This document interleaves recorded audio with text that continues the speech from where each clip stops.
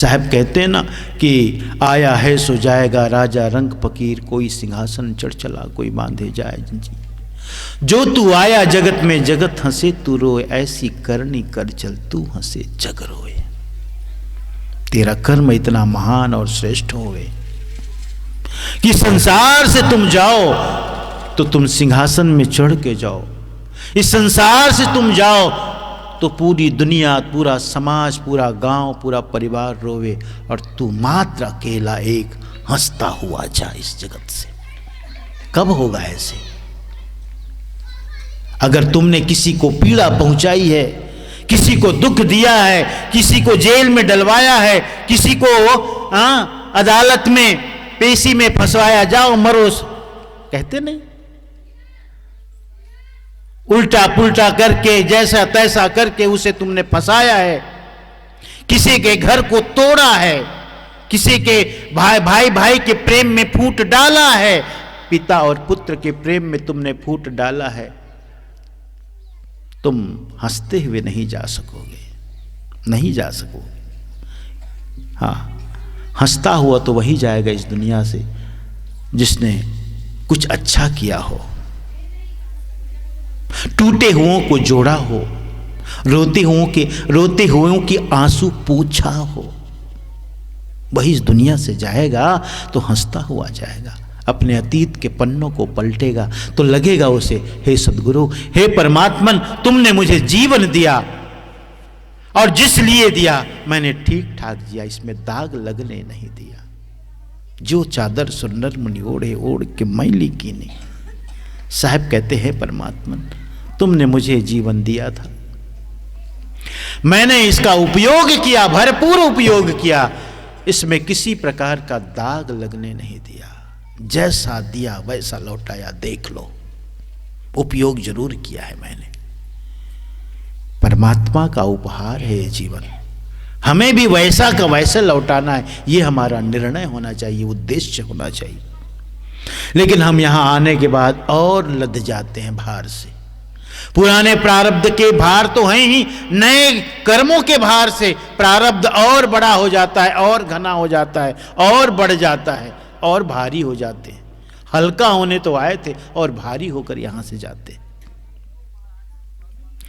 यही हमको समझना है, सत्संग का मतलब यही होता है। सत्संग में आओ, बैठो, गुरु के पास बैठो, चिंतन मंथन करो। ये गोष्ठी है, ये विचार का केंद्र है। संत गुरुओं की वाणी रूपी दर्पण में स्वयं को देखने का एक अवसर है। अपने को देख सको कि मुझ में क्या कमी है, क्या बुराई है। इसके लिए यह आयोजन किया जाता है। ये कर्मकांड मत बनाओ इसे। हर साल होता है तो कराना चाहिए, वह ठीक है, लेकिन मात्र यही उद्देश्य ना हो। नहीं, हम हर साल करावें और कुछ न कुछ इसका प्रभाव पड़े हमारे बच्चों में, युवाओं में, सब में इसका असर हो, ऐसा उद्देश्य होकर सोच करके हमें सत्संग का आयोजन करना चाहिए। क्योंकि जो हमारी भावना होती है वैसा ही में फल मिलता है। अगर हमारी भावना मात्र ये कार्यक्रम को चलाना ही है तो उसी तरह उसका परिणाम भी होगा। है?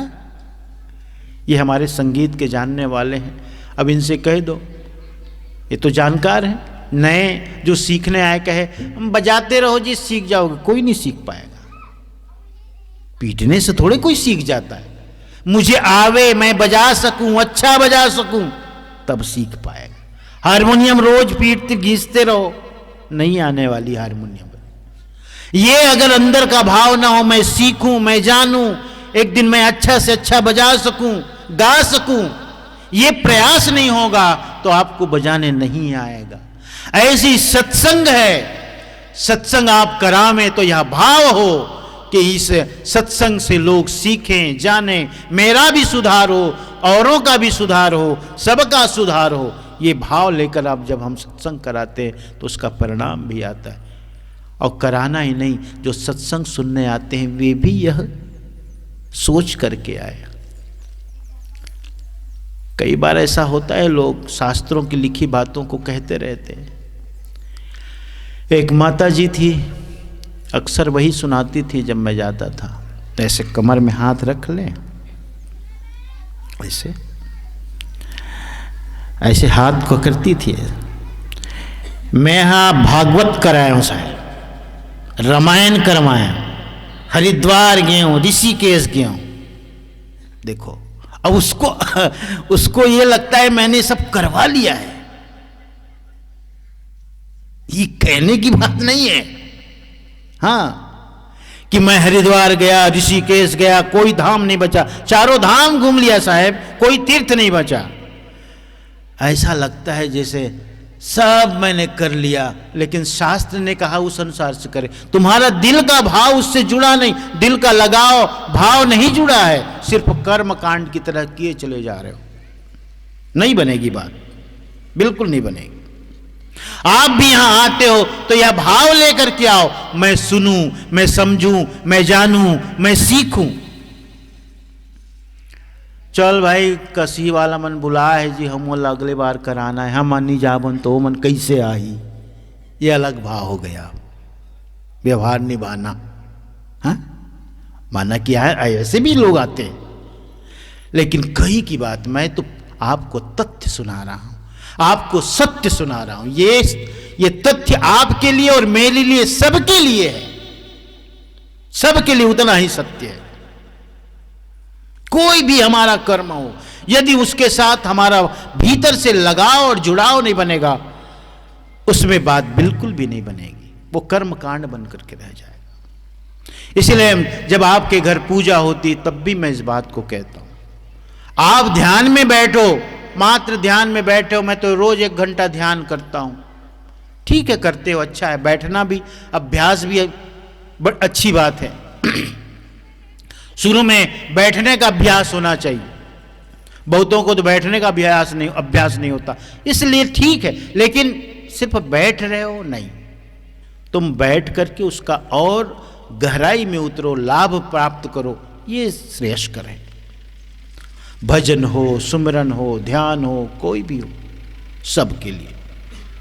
प्यारे अंजनों, तो यह सत्संग का जो आयोजन है वो इसीलिए है कि आप इसका भरपूर लाभ ले सके, उठा सके।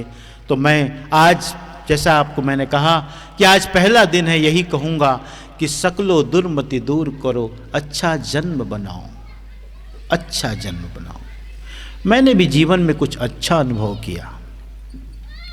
दूसरे अपने मन को मलिन करे, अपने मन को अच्छा रखो। और मैंने अक्सर देखा है, जो ईर्ष्या रखता है, द्वेष रखता है, जलन की भावना रखता है, दूसरे को आगे बढ़ते देखना नहीं चाहता, चुगली करता है, धोखा देता है, प्रपंच करता है, ऐसे लोगों को मैंने देखा है कभी प्रसन्न नहीं दिखते, सदा खींचे, जले, भुने, हाँ। और ऐसे लोगों को बीमारियां भी बहुत होती, मैंने ये भी देखा है, बीमारी बहुत होती। माताओं ध्यान रखो आप लोग, जो ज्यादा से ज्यादा ईर्ष्या द्वेष में पड़ा रहेगा, पड़ी रहेगी ना, वो अंदर से रुग्ण होता है।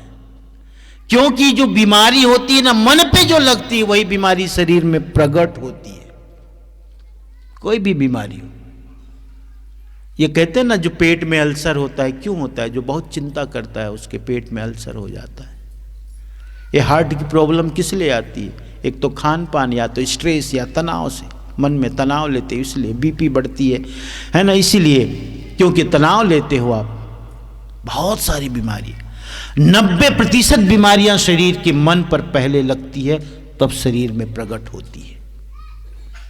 और जो व्यक्ति सदा प्रसन्न रहता है, खुश रहता है, पॉजिटिव रहता है, सदा निर्मल है, किसी के लिए कभी द्वेष ईर्ष्या नहीं रखता, जलन की भावना नहीं, हाँ, धोखा छल प्रपंच नहीं, उसको देखना बहुत स्वस्थ रहता है।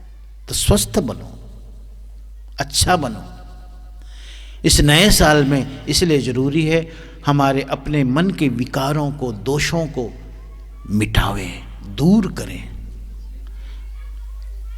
पांचवी भक्ति जो मैंने अभी बताई आपको कि धीरे धीरे धीरे धीरे मन के जो दोष हैं उससे अपने आप को अलग करते चले जाओ, मन को निर्मल बनाते जाओ, मन को सुंदर बनाते चले जाओ।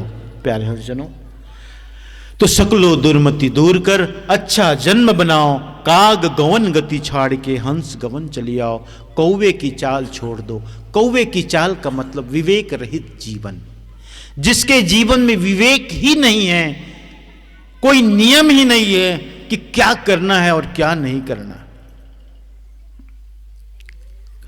कब सोना है, कब उठना है, क्या खाना है, क्या पीना है, कुछ भी विवेक नहीं, पशुवत जीवन। मैं तो अभी बताया ना, पशु भी एक नियम से जी रहा है, लेकिन उससे भी गिर जाना नहीं ठीक। अच्छा बनो, मनुष्य बनो, मनुर्भव। काग की चाल छोड़ना है और हंस की चाल पकड़नी है, हंस बनना है। हंस का मतलब निर्मल मन, निर्मल हृदय वाला।